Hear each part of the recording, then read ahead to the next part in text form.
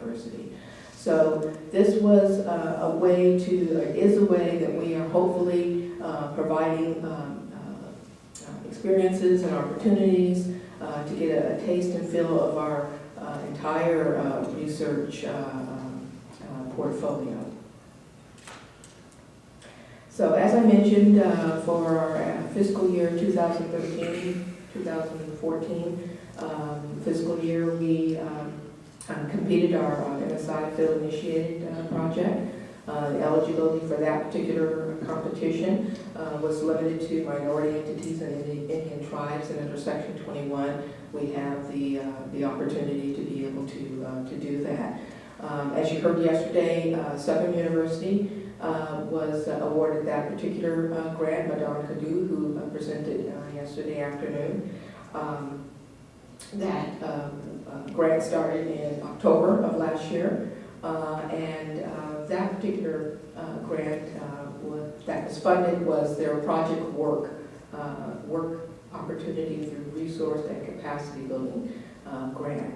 And Madame talked quite a bit about what they are hoping to accomplish as part of their grant activities. Our ARRT, our Advanced Rehabilitation Research Training grant, was completed also last fall. The particular intention of that competition was to improve the capacity of minority entities to develop and support disability and rehabilitation research postdoc training opportunities. University of Texas at El Paso, and Anthony Salvatore was the PI. They were awarded that particular grant, $150,000 over 5 year, each year for 5 years. So that's our ARRT grant. University of Texas at El Paso is going to be providing postdoc training in TBI to the fellows that are selected for that particular program. So we're really excited about that opportunity for them to develop this particular training at their institution. We're confident that they would be successful, and look forward to sharing more information about their success in implementing an ARRT grant at their institution. And then lastly, our MSI RRTC, specifically on research and capacity building for minority entities. As you know, Langston was awarded that, and just getting started last fall, and so far we're off to a great start. So I thought I'd just spend just a couple of moments just giving you just a brief insight just to the application process and applying for a grant through NIDRR. As Christy mentioned, we have our grant announcements that are mentioned through several resources. One being NIDRR.com. I suggest you take that website down because it's very informational in terms of the grants that we have previously funded and are currently funding. They're sort of our library, our clearinghouse for all the research that we have funded, and also information about grant opportunities that are forthcoming. We also post and have sent out through NIDRR. Also our website, which I will show you as well just a couple of slides later, will have, we're actually revamping our website, and it's definitely a lot more user-friendly and has a lot more information regarding upcoming grant funding opportunities, and highlights more some of the work that we have been doing. So I'll point to that in just a few moments. And then, of course, the Federal Register. All of our grant announcements are published in the Federal Register, and that's where you will find information about the priorities that we are competing and how to obtain the application kits for those particular competitions. When we do publish a priority, entities, or applicants, I should say, have an opportunity to submit applications. They typically have 45 to 60 days to prepare an application and then submit that application electronically. All of our competitions have electronic submissions. You can apply for a waiver if you aren't able to submit it electronically, but typically that is the way that applications are submitted. We also do publish in our application announcements information about pre-application calls.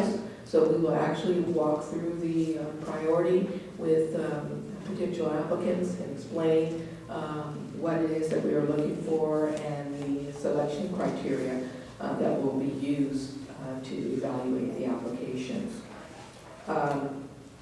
Once the applications are received, we put together a peer review panel, and all the applications are read and scored according to the selection criteria, and then we typically award grants in time so that they can start October 1. We have moved more so to a standard start date for all of our grants. So typically October 1 is when that typically is. Our website, I know that is kind of a long URL, and it may be shortened with us being in the process of revamping our website. But jot that down, http://www.ed.gov/about/offices/list. It's in the highlights. Okay, we'll hand out that report, but that the URL is there. And again, we are updating our website, so it's got some great information on it. When you get to that website or web page, scroll down to the bottom of the page, and you will see an area there for NIDRR grant funding and links to other resources. You'll find it very helpful. It will tell you what we have coming up in the way of grant funding. It has a link to frequently asked questions. So I highly recommend seeking that particular page out. We do try to keep it up to date and expressing the information on upcoming competitions, grant competitions as quickly as possible. And I do want to sort of give a heads up that we anticipate there being another opportunity under our Section 21 program, hopefully for a field-initiated opportunity for this fiscal year. So we do anticipate that, so that would be something that would be awarded between now and September 30th of this year. So stay tuned, as Christy said, and check that out. I also want to encourage you to get on our email notification list. That will send out an email to you of any grant announcement that we have coming up. And you can do that through NARIC.com. As Christy mentioned, we want your brain. We want you to think about being a peer reviewer for our future competitions. That is a process that is a lot easier for you to be involved in now that it doesn't require any travel. So this is all a process that is conducted via telephone, and your scoring, etc., is all done via website. So we really encourage you to be involved in our peer review process. You can send your CV to me, and I will make sure that it gets to our peer reviewer database. My email address is Shelley, SHELLEY, .Reeves, REEVS, V like in Victor, E, S like in Sam, @ed.gov. Please send me your CV. I'll acknowledge that I am receiving it, and I will forward it over to our peer reviewer database so that it becomes a part of our entire database that we use to search for reviewers for upcoming competitions. It's a great experience to learn more about the grant review process, see what a stellar application looks like, and have that insight for any future grant submissions that you might wish to submit. So, with that, we can take any questions that you might have.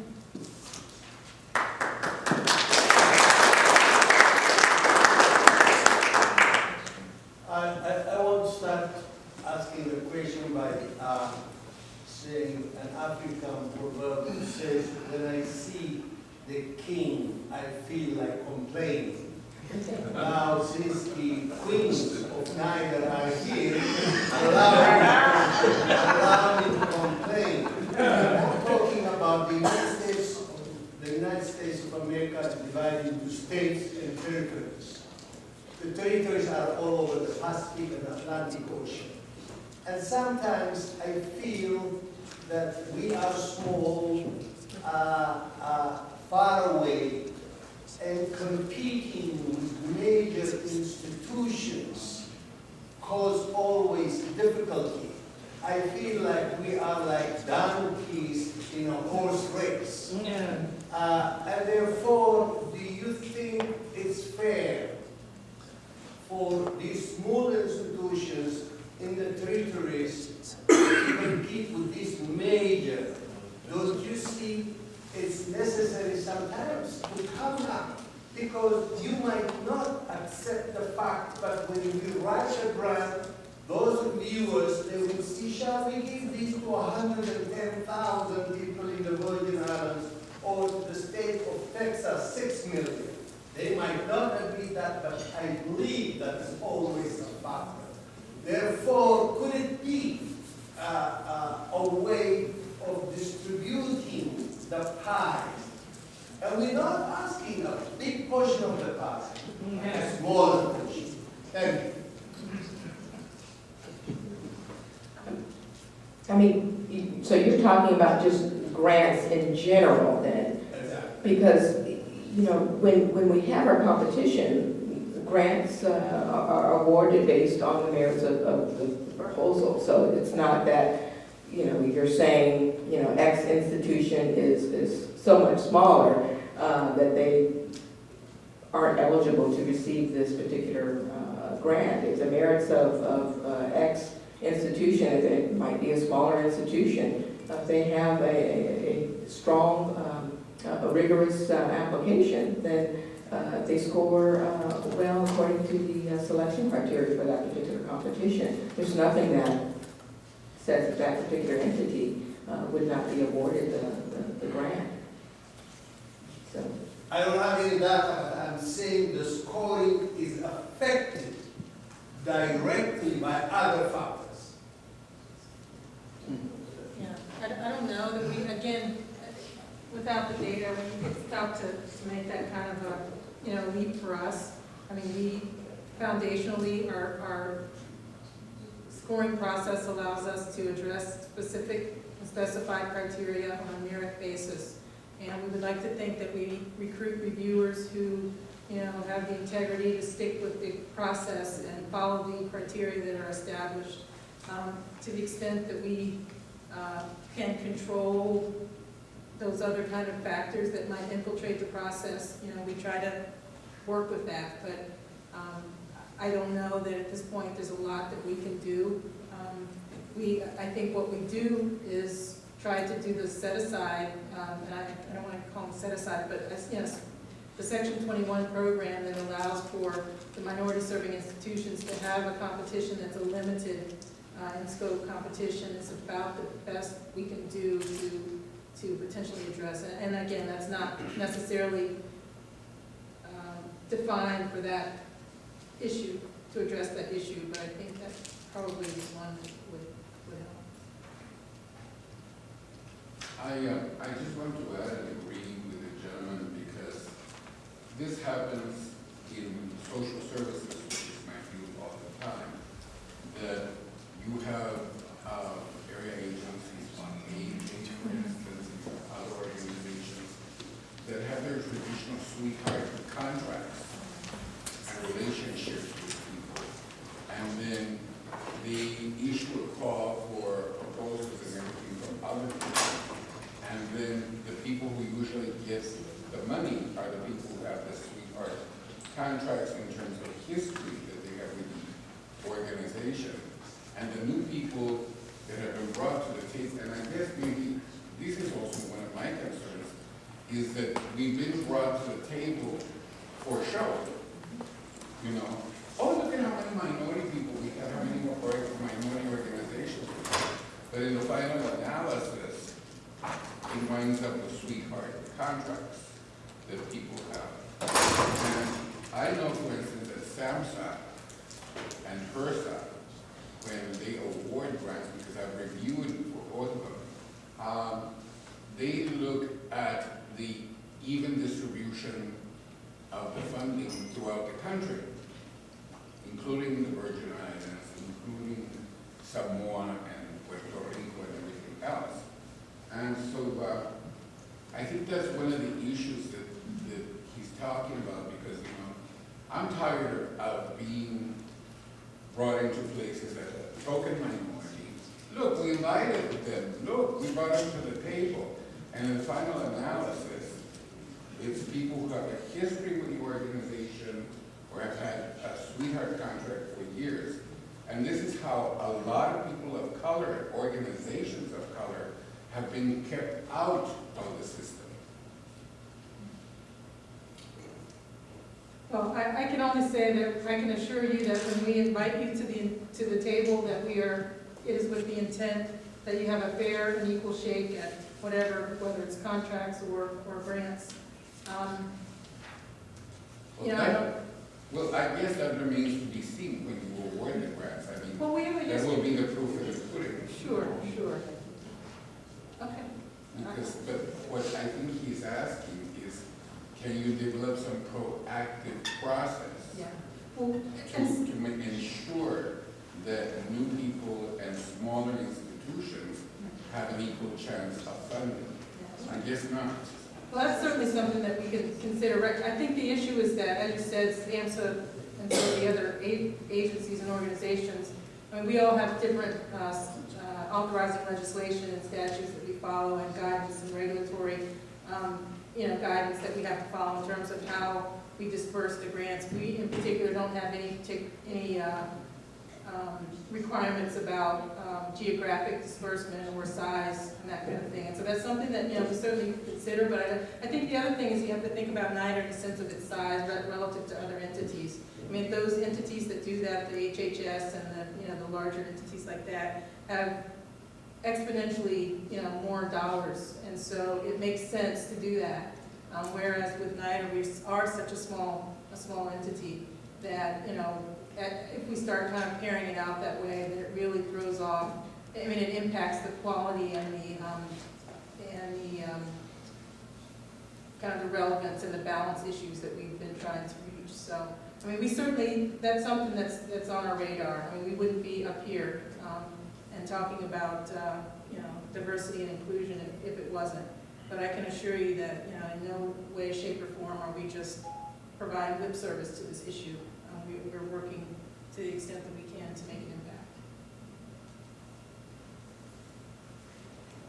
I'm curious, and you'll have to excuse my just lack of knowledge in this, but I'm curious if folks historically that have been awarded Section 21 across the different mechanisms, so the field initiated, the AART, the RRTC, has there been a way that they've been able to communicate across? I mean, obviously now with email, everyone can get to know each other, but is there anything sort of formal, informal that NIDRR does? Yes, and we have had Section 21 project directors meetings where we would pull together all the grantees that were awarded Section 21 grants.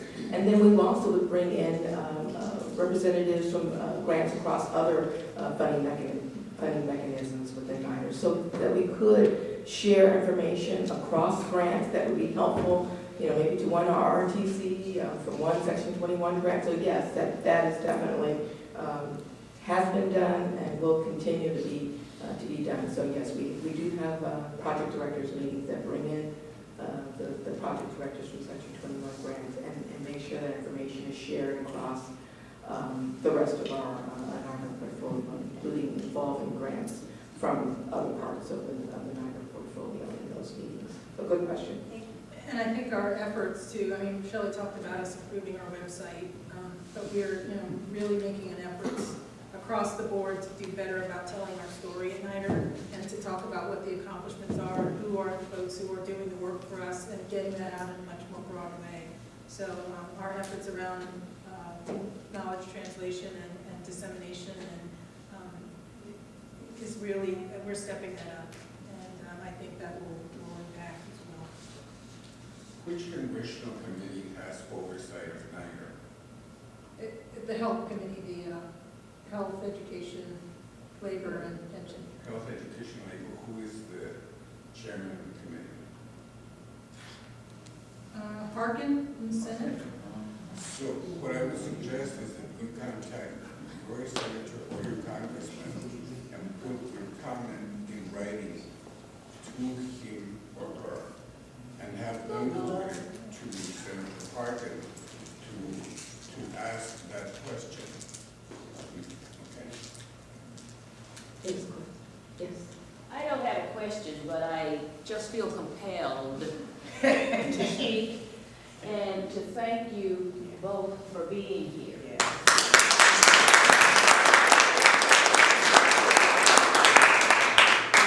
Having the historical perspective, I truly can say that I see the commitment and that I want to thank you individually and collectively, because I do know that within NIDRR, consistently over the history, you have taken the lead in ensuring that people of color have access. So I just felt compelled to say that publicly.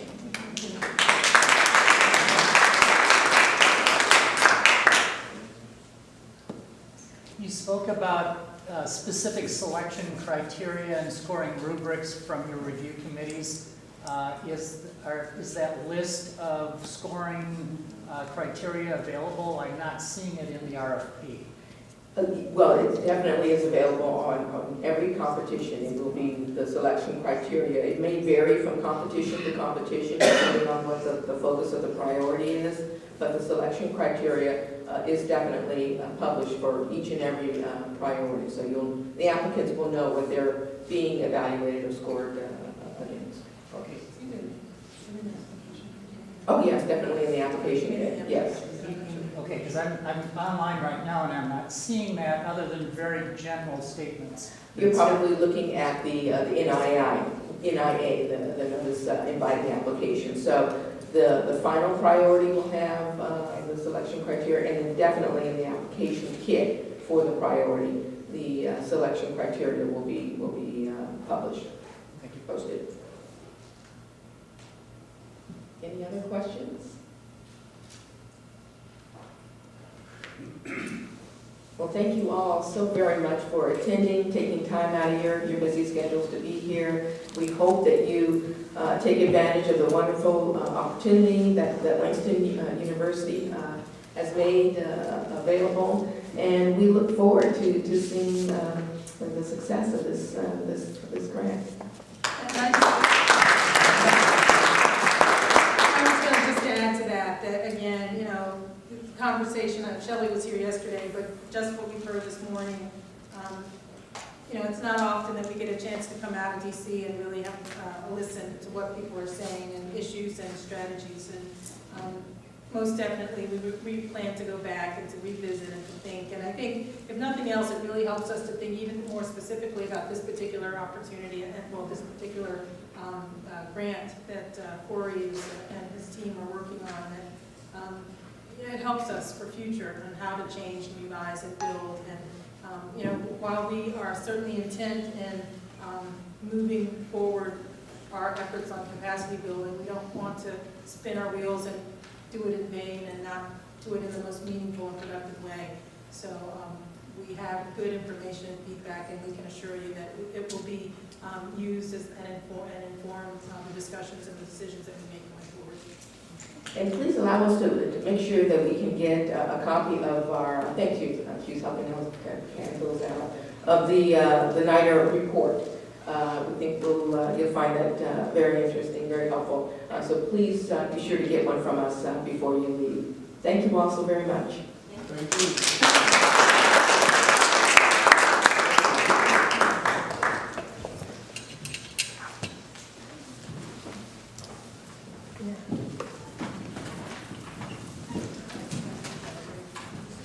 Okay, just real quick about the travel reimbursements. I know everyone is awaiting that information. I'm going to send the travel form